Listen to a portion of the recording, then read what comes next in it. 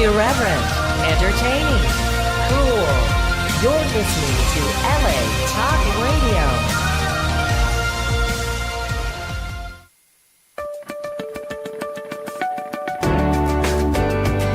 You're listening to Answers for the Family with Alan Cardoza and Matt Polachek, only on LA Talk Radio.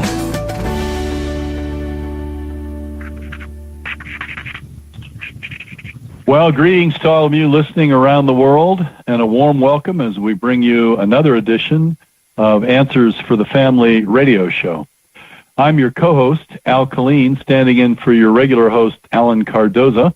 Every Monday from 11 a.m. to noon Pacific time, this show will be bringing special guests to you who will inspire, educate, and entertain while bringing you answers and options to the challenges to everyday family life. And those that parents face when raising children today in our constantly changing culture and future.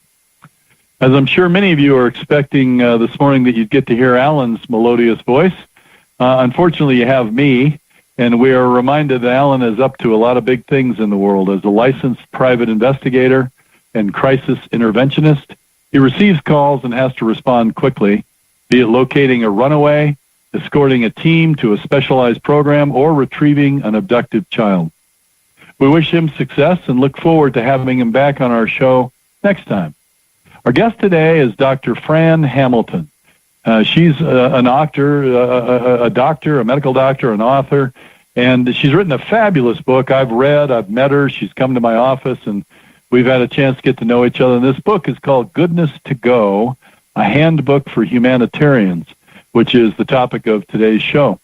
Dr. Hamilton was born into a medical family in Canada and has served internationally since 1979 in the fields of education and medicine. Dr. Hamilton practices integrative family medicine. I want to know more about that. In Boulder, Colorado, in the foothills of the Rocky Mountains. In 2000, her daughter, Grace Shanti, was adopted in Calcutta, India.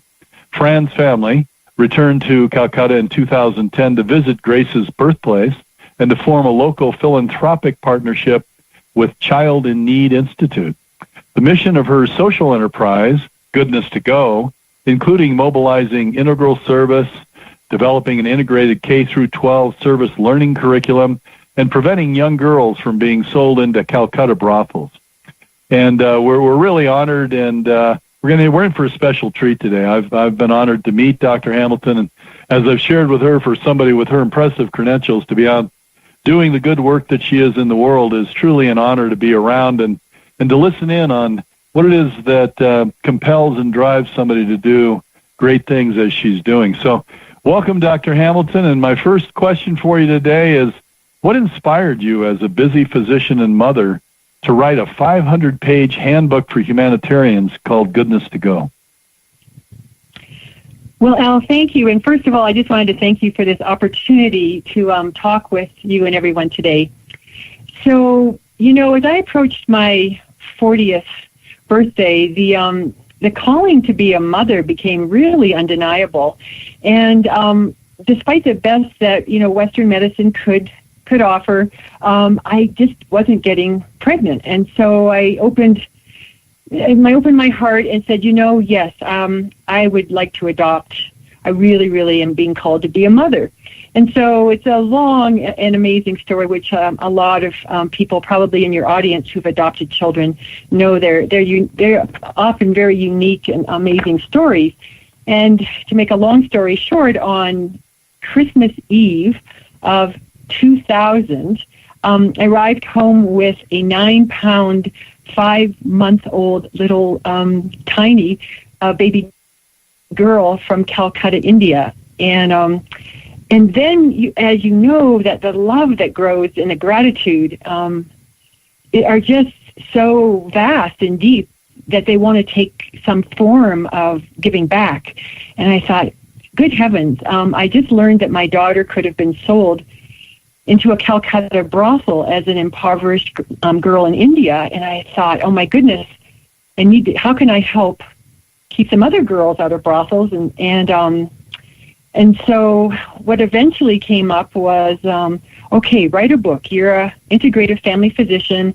You've got decades of experience helping people with their wellness, and just write a book about self-care so that humanitarians don't burn out, but they can stay refreshed and so thus began the writing of Goodness to Go back in 2008. It took about 5 years to write here and there. How'd you find the time to do it in between your practice? That's a good question. Sometimes insomnia, what can I say? In the middle of the night, sometimes I'd hire a babysitter for a couple of hours and do some writing then. Sometimes in a half hour before work. So, it was really a calling. It was really a labor of love. And I'm kind of astonished that it all, came to. It was like giving another birth to a lot of authors have said that when you release a book into the world, it takes on a life of its own. Mm-hmm. Yeah, absolutely. It's a fabulous book. I love how you approach things from really a macro view, and it sets up a question that I'm sure a lot of our listeners have for you is this approach you're taking to medicine that's integrative. What is that approach in working with patients in your holistic family practice as opposed to what most of us are used to in a more traditional relationship with you walk in and they run a bunch of tests and they shovel some pills at you and kind pat on the shoulder and send you out the door? What is integrative medicine, and what is it that you're doing there that may even connect back with this heart that you're clearly offering the world in the form of this book? Well, I really feel that medicine from the very beginning was integrative. And it may be that the medical industry right now, with the pressure of the insurance companies and billers and all of that, have sadly forced physicians into a much shorter time frame with their patients. And I know that physicians don't want it that way either. However, I have had the good fortune here in Boulder to be an employee of Boulder Community Health. Used to be called Boulder Community Hospital. And they have allowed me to have somewhat longer visits. And that has made all the difference for me. With time pressure, it's really, really hard to have your heart open and be flowing in your relationship with a patient. So what it is that I do is, first of all, not be time pressured. Sit down. I don't bring the computer into the room. I eye contact and listen deeply. And I'm also including psychological health as well, because I don't see how you could possibly separate it from physical health. And so it's really, when I'm saying integrating, it's really about integrating body, mind, and spirit. And I really feel like the breath that carries the life force is what connects and integrates the body, mind, and spirit. So that's kind of an overall approach, Al. What's so fascinating, I love that, because I think in this society we tend to get pretty focused on systems optimization, and medicine has become, in my opinion, systemic in terms of pursuing efficiencies that I think is to some extent what you're referring to with the pharmaceutical industry and all of that, and obviously does a heck of a lot of good work. But what has inspired me about you, Dr. Hamilton, when I got to meet you was a larger view of health in a larger, more complete, whole way than we may be used to in those efficiency systems. So you mentioned four things that struck out to me. One is relationship, and at the core of that is helping the patient understand how to practice life in body, mind, and spirit in a way that leads to integrated health. And I sort of get that the vehicle for that is your personal approach and your relationship approach. Maybe we could take these on individually for the listener to give them a sense of breaking this into parts of body, mind, and spirit. What is it that, first, how do you define body well-being, and what supports well-being for people out there in the radio audience that maybe don't want to fly to Boulder and see you? Well, that's a good place to start, on the physical, on the ground. And we have the good fortune to have these, I regard it as a sacred temple, a sacred place that we get to abide while we're here on planet Earth. And so the body has got its own innate wisdom and innate intelligence, and it wants to heal, and it wants to come back to balance and homeostasis. And the body is an amazing, miraculous vehicle. And so what are some key things that the body requires? Well, we all know about food. Let's get to that in just a minute. Rest. In this society, where often the lights are burning 24/7, and people are simply not getting sufficient sleep or sufficient deep sleep. And this is when healing happens, when the mind, which is busy, thinking all day, heals. There's just a lot of metabolic processes that are beneficial that happen when we sleep. And when we don't sleep sufficiently, it really becomes a problem. Increased weight, increased diabetes, increased dementia, it's an issue. So the body also needs sleep, but of course, since we're an integrated whole, the body, mind, and spirit, and everything needs more rest as well. So that's a basic beginning, and then the next is movement. We've become a really, for the most part, sedentary culture, at least in North America, and some in Europe and other places too. And our bodies are designed, miraculously and amazingly designed, to move in remarkable ways. And if we're sitting at a computer all day, or we're just sitting at a desk all day, or sitting watching television, we're just not moving our bodies. And even if we're a psychologist and we're sitting intently listening to our clients, day after day, it's called a sedentary lifestyle, and it's now being called, in quotes, the sitting disease.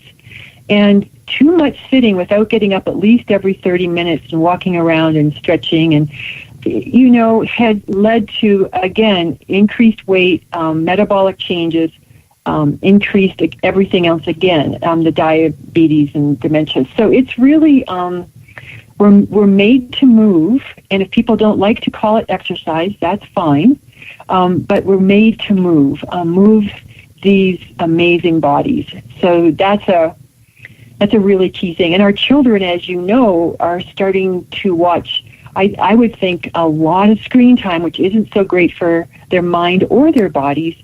And so then we're having an epidemic of obesity, and it's also now starting earlier in childhood. So that's why movements, I feel, is really important to mention. And what's the role of diet then in the body component? Well, food, our nourishment. I really regard, we have to nourish, we have to digest and assimilate everything that we take in. And of course, on the physical level, that's food. On the psychological and mental mind plane, that's all the images and the television and the thoughts we have. So that's a little later, but basically it's part of that whole nutrition. How are we nurturing ourselves? And if we are eating mostly processed foods, in other words, food that doesn't look like it came out of Mother Earth, it doesn't have the shape and form of how it actually grew. If we're eating mostly processed foods or drinking a lot of soda, it just has a lot of sugar, and all those foods are not nutrition dense. They're calorie dense, but they're not strong in nutritional value. And it's really easy to gobble down a lot of calories really quickly, and then they're sitting at the computer or television screen, and then it gets converted into fat. So the healthier you can eat, the better. And if organic is possible, great. If you can have a garden, that's great. But in any case, choose the foods that look like real food.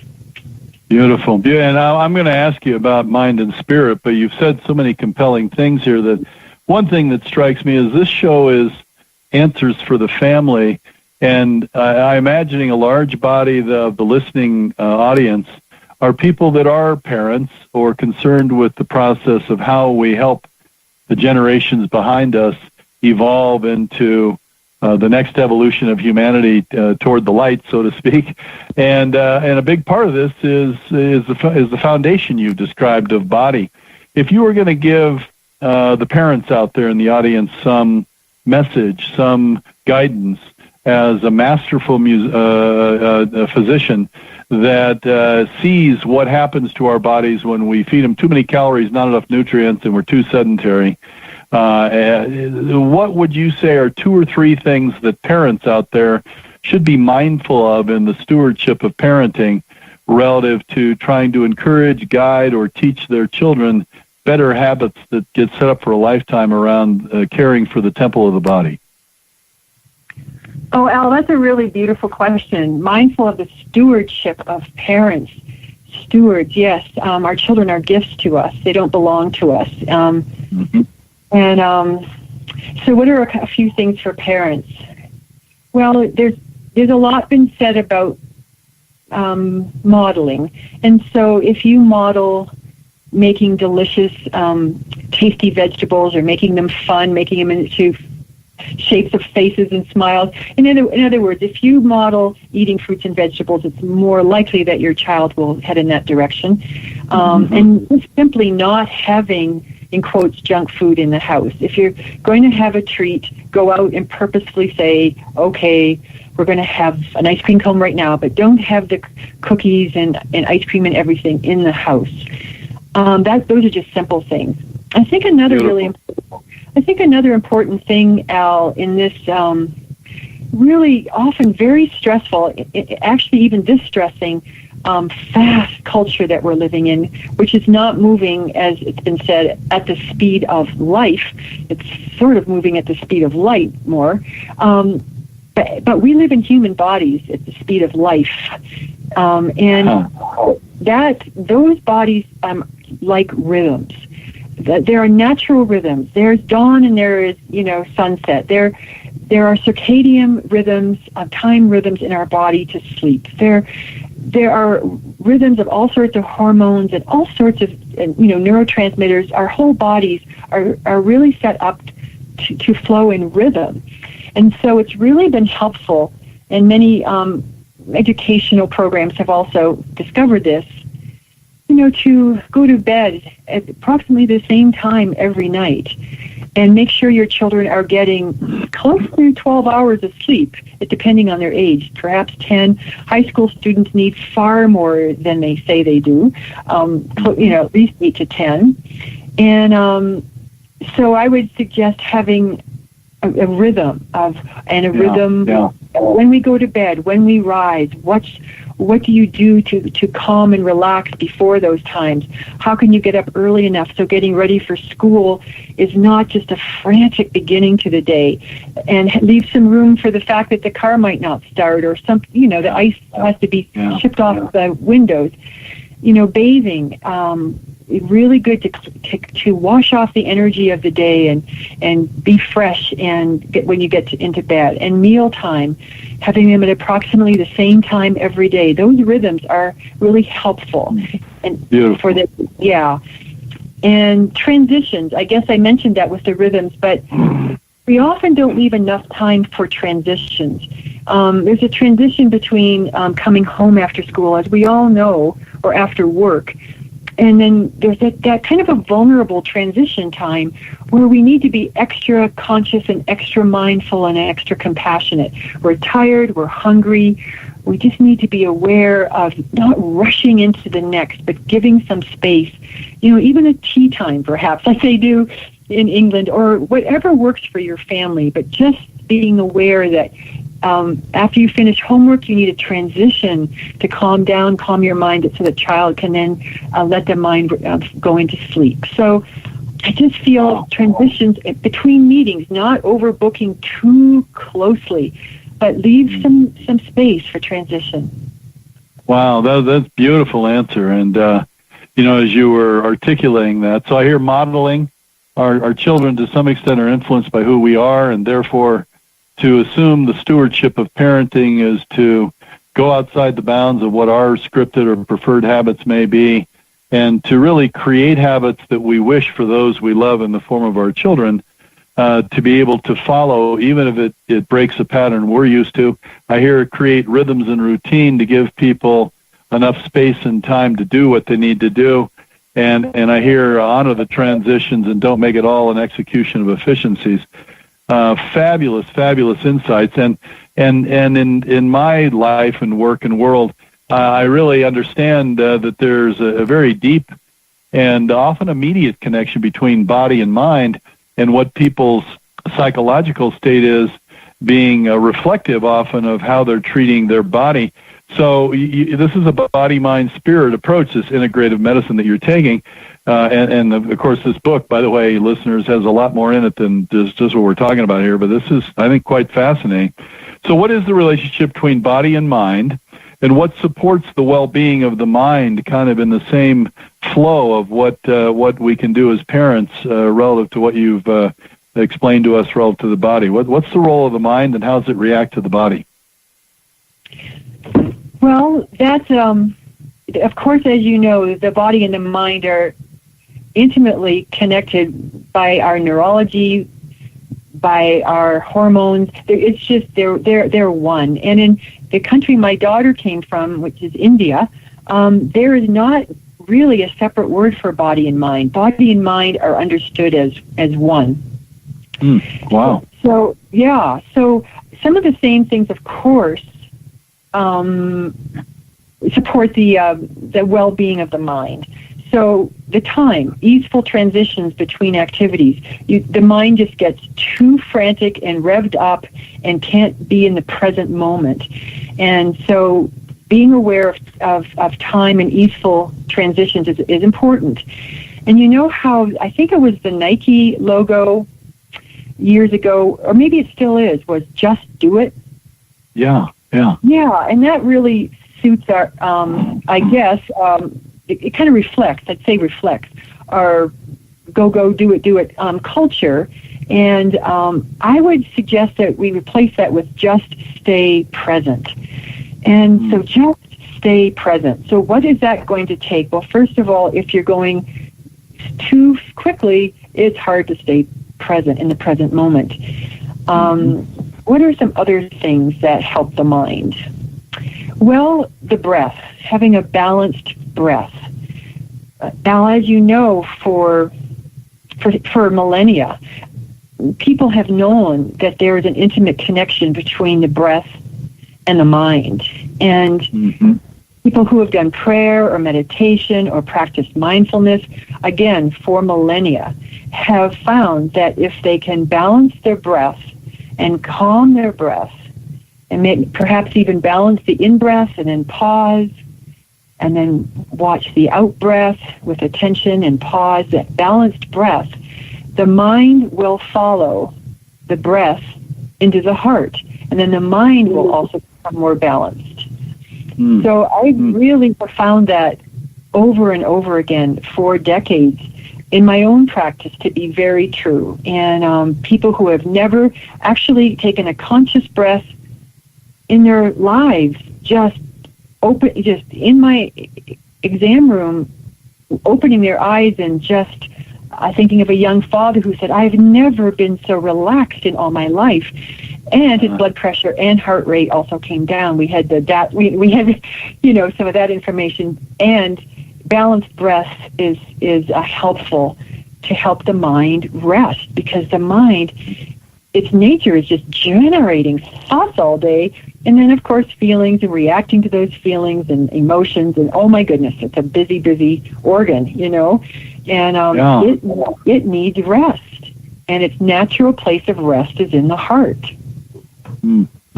Well, and so boy, there's a lot in what you've said. One of the things is you've introduced a new term that's an additional term to your first 3 or 4 when dealing with the body, which is balance. And the balance of body and mind, the balance within the mind, the balance within the body.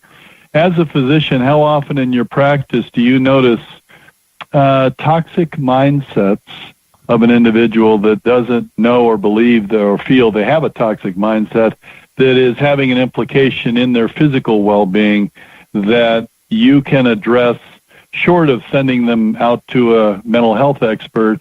But the sort of things that our listeners could do, you've given them some excellent tools here with mindfulness and meditation and breathing awareness.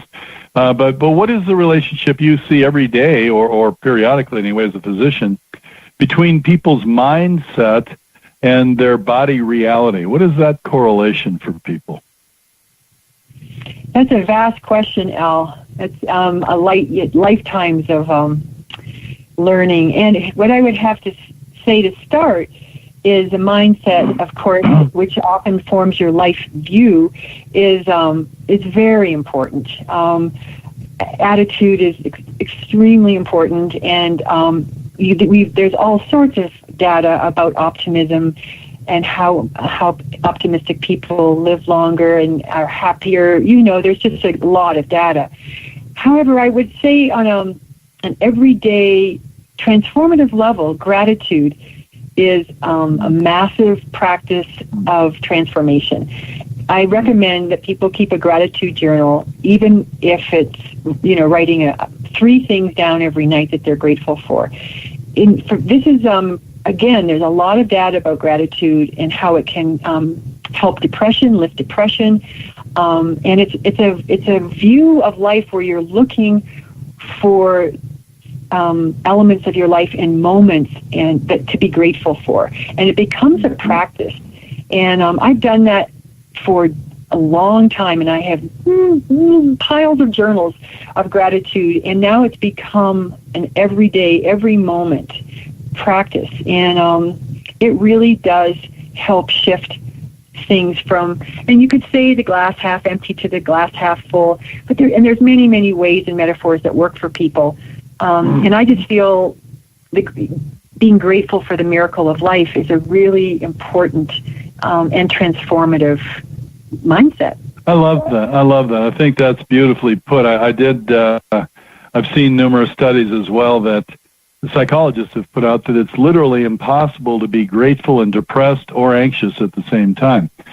So I find in myself and in my clients that when they're in a dark state, if you can suggest a distraction to what would gratitude be thinking right now.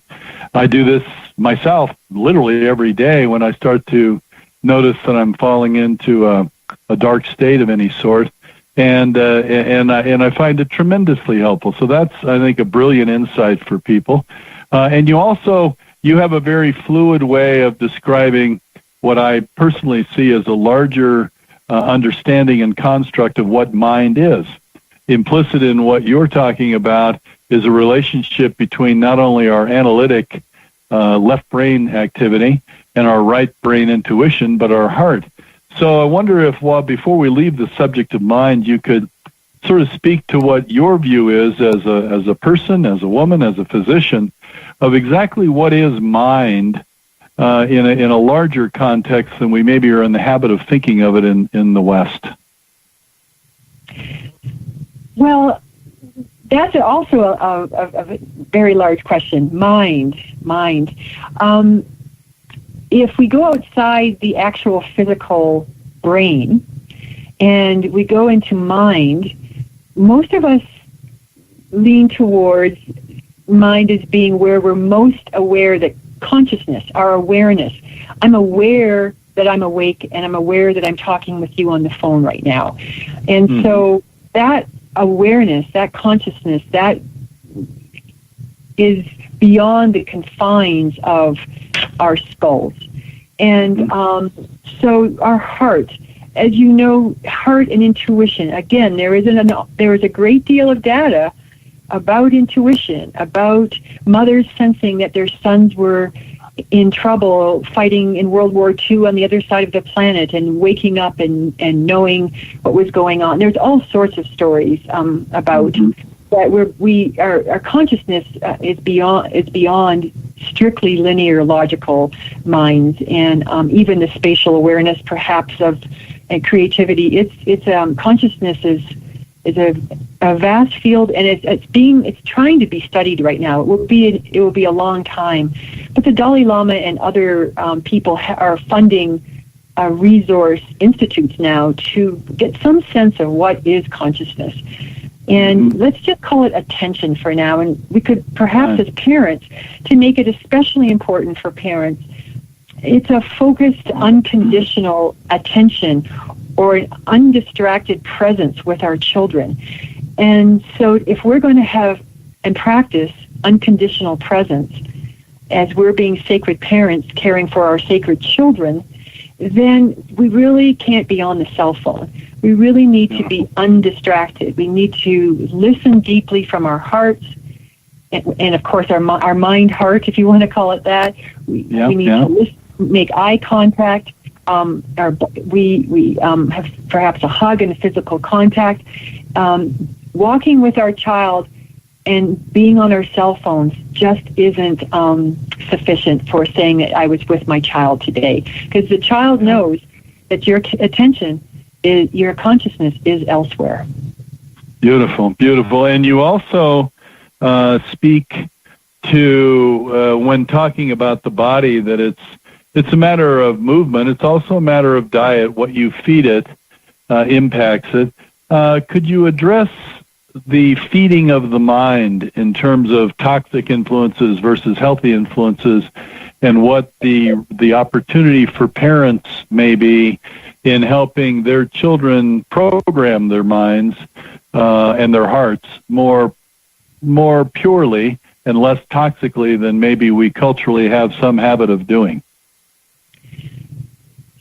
So nurturing the mind, and if I could, Al, I'll use the word align rather than program, if that's okay. Okay, of course. So if the mind was aligned with our hearts, and if we said our hearts held our values of compassion and gratitude, those kinds of values, that then if we want to align our minds with our hearts, then you're right, there are many, many practices and habits that we can develop, habits of mind. So, for example, we don't want to put in toxic food in our body, and we don't want to have we don't want toxic influence in our mind. And for me, what are some toxic influences? And they might be different for different people. But what is toxic for me, or what is toxic for my very sensitive, delightful daughter, Grace Shanti? For example, this weekend she chose not to go into her high school's haunted house because she knows that her nervous system is very sensitive, and that and that acute fear and shock and jump scares aren't good for her nervous system and would affect her sleep. So she chose, knowing that and aligning herself with self-care and self-compassion, to go to the haunted house to see her friends perform in it with the lights on. There was an option for that. And so she saw the creativity, she saw her friends, and she chose not to frighten herself and because she'd have to digest that. Just like everything that you take in, she'd have to digest that fear, and she chose not to. She has enough work as a senior in high school with her calculus and everything else, and she's studying psychology, so she's really, really being more aware of what input, what to nurture her mind with. Beautiful. I love that. Boy, what an amazing daughter there. Pretty enlightened thinking. Yeah, and other things are the company you keep. That's the company inside as well as the company on the outside. So are you good company to yourself? Are you forgiving? Are you kind? Are you compassionate? Do you practice self-compassion? Do the people that you are with, your friends, your family, are they good company? Do they uplift your life? Do they make your life bigger, more expansive, with more possibilities? Beautiful. Yeah, so those are things to really contemplate and perhaps act if you're finding that the company that you're keeping isn't as uplifting as you would like. No, it's beautiful. And I think, certainly remember back to being your daughter's age, I was completely, it wasn't my priority to worry about whether people were positive or negative influences. I had different priorities of being popular, wanting to have fun, whatever. But I think one of the gifts of getting older is you realize that you, to some extent, become scripted and influenced by outside forces, and we have the free will and the ability to be discerning as to what those forces are. And these days, and as back when I was a younger person, there's ample opportunity to be toxified, so to speak, by whatever we want to look at and see and listen to.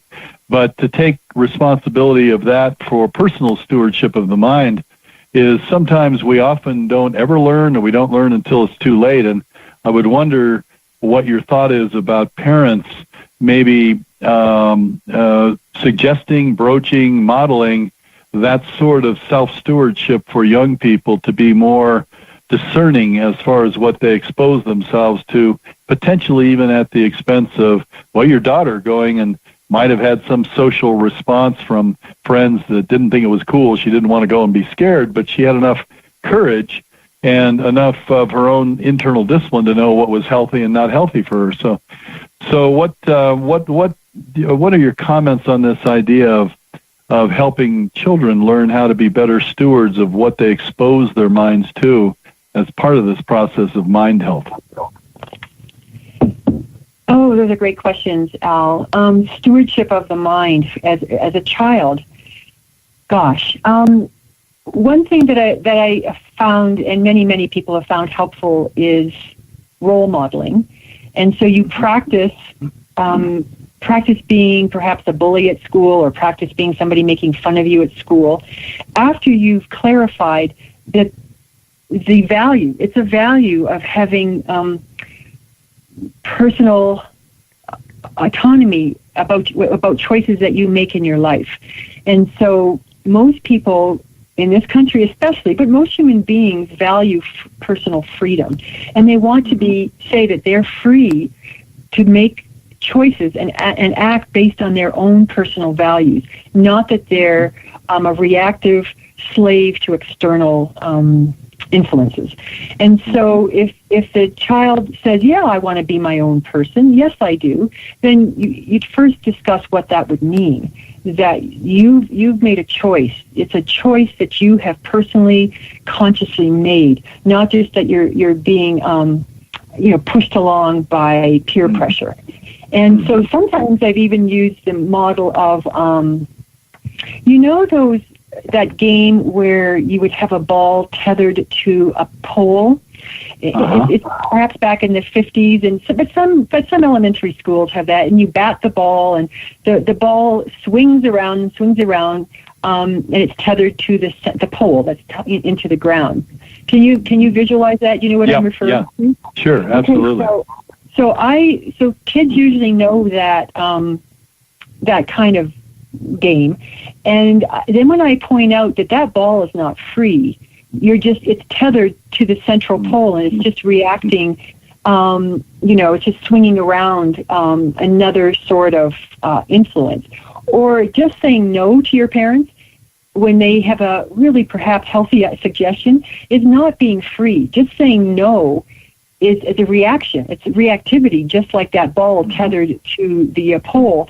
And so usually kids can get that, okay, that I'm not really being free. When they say, my parents say yes and I say no, or vice versa, that's just a reaction. That's not an actual response. That's not a chosen free response.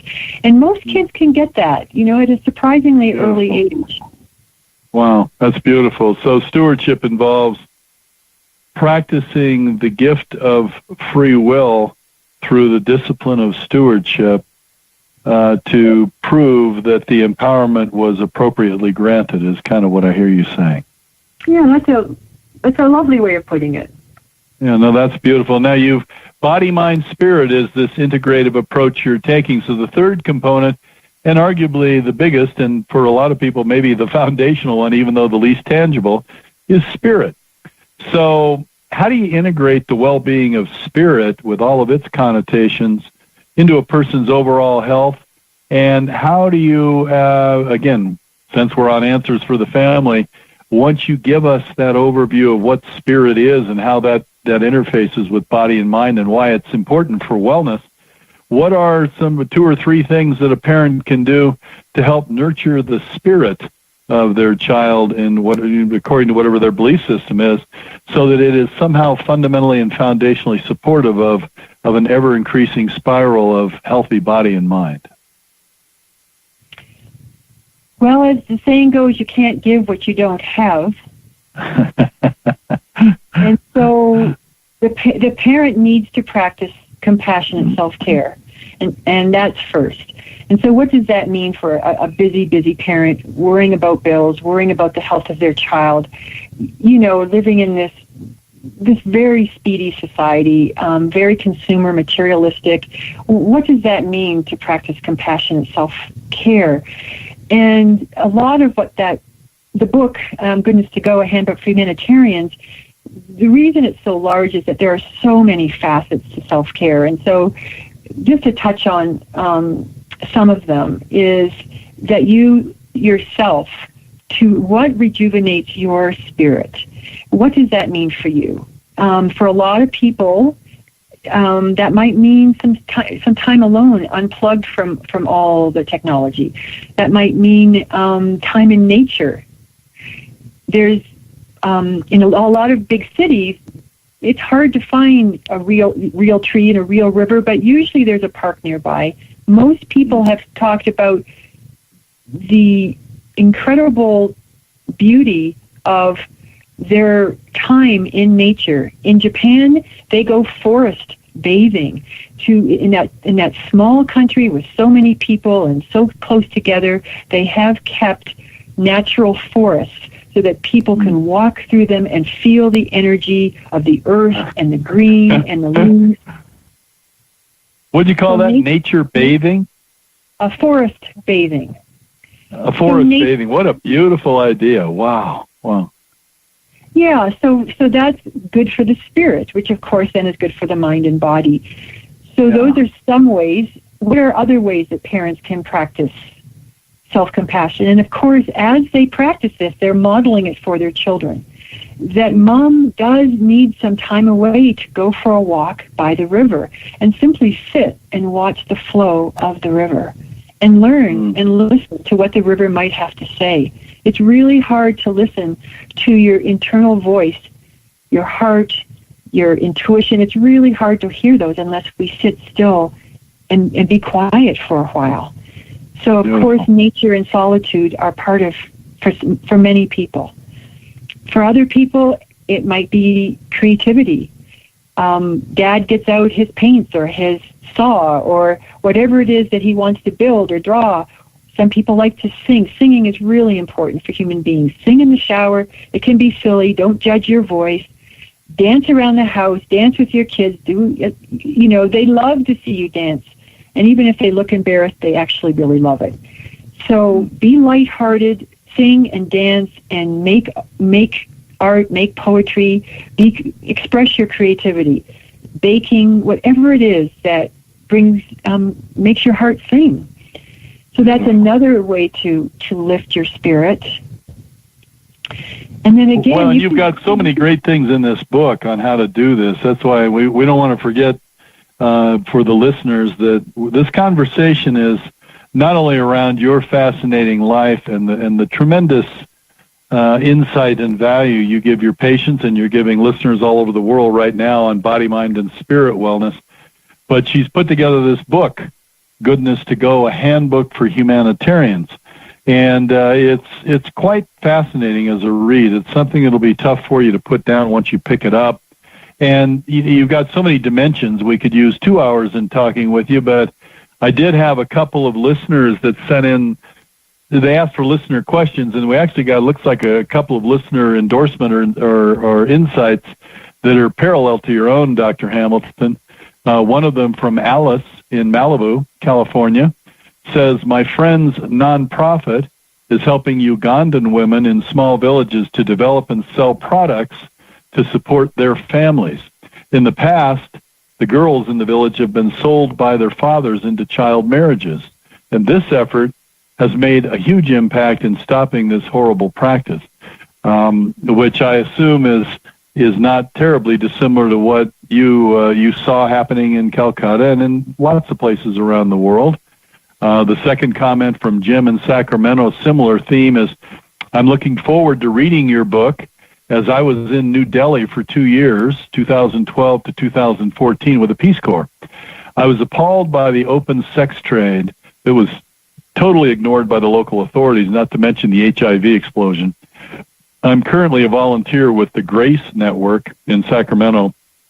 If I can't do anything about it there, at least I can help here at home, again, by Jim in Sacramento. So in the 5 minutes or so we have left, what is it that, if you could sprinkle fairy dust over the countless people listening to you around the world, Dr. Hamilton, and have them really go out and be a force of goodness as humanitarians in a way that doesn't take away from their life, but adds to their life and their own body and mind and spirit wellness, what would be some of the things you would offer up in this very rare opportunity to connect with a lot of people's hearts and minds that you would wish for them within themselves to leave this radio show committing to, that might help obviate some of these dark practices that are still occurring in places around the world?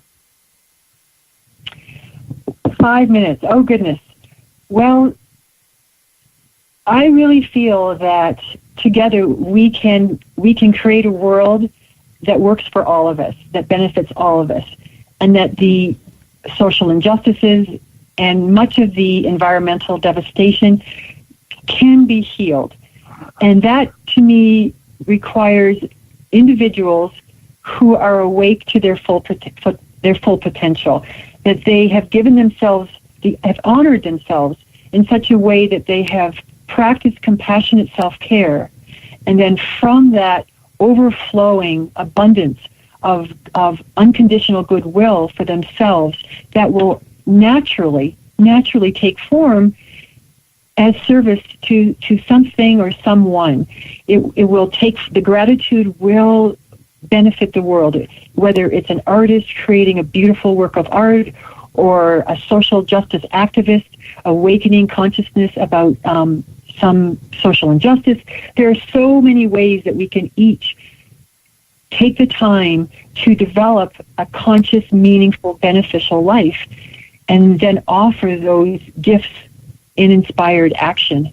And so it's going to be different for everyone, and it does require some time and effort to stop and ask yourself, what are my gifts? What is my calling? What particular issue in the world? I can't address them all, but what's one that I could make one specific, scheduled, simple step this week? What could I do?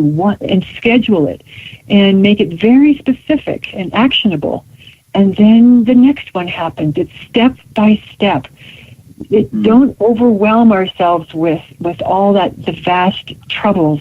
We send our blessings to all that pain and suffering, and we act where we can, what's right in front of us, what we've chosen to do, to add our gifts to the world. Wow, that's really beautiful. And where can people, I want to encourage the listeners to seek out this book, Goodness to Go, because while there are a lot of books out there, very few of them, and I read a lot of books, but this is a book that's dense with wisdom. And yes, Dr. Hamilton's accomplished a lot and clearly is a model of what she's describing, but there's very practical and pragmatic ways to look at life. Reading the book itself will help, I believe, rebalance body, mind, and spirit. So where can they get this book, Dr. Hamilton? Well, there's a website, www.goodnesstogo.org. You can order it from there. You can also sign up. My daughter and I, Grace Shanti and I, write intergenerational monthly newsletter based on the chapters of the book. Amazon also has it. So those are some key places where. And how do they get your newsletter? They just sign up from the website. Beautiful. Goodnesstogo.org. Well, I'm so grateful that we've had a chance to visit today, and thank you so much for sharing your heart, your life, and your wisdom with listeners all over the world. And we really look forward to hearing more from you as you go forward with this very inspired mission.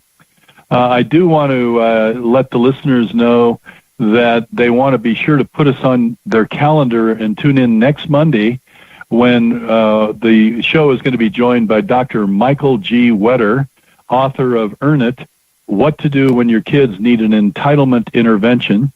And please visit our archives of past interviews at answersforthefamily.com or subscribe to the show through iTunes, Stitcher, YouTube, or Vimeo. If you like what you hear, please leave a review. It'll help us reach more people and be greatly appreciated and have continued great guests like Dr. Hamilton that can inspire us to higher heights on our walk through life. And next time you are on Facebook or Twitter, please remember to stop by the page and check out some of the latest posts. If you like them, please like us and spread the word. Alan should be back next week, and let me give a heartfelt thanks one last time to Dr. Hamilton and encourage all the listeners to go out and get this book. It's going to be one of those things you're going to be glad you spent time with that will impact your life. So have a wonderful day going forward, and thank you so much for listening to Answers for the Family.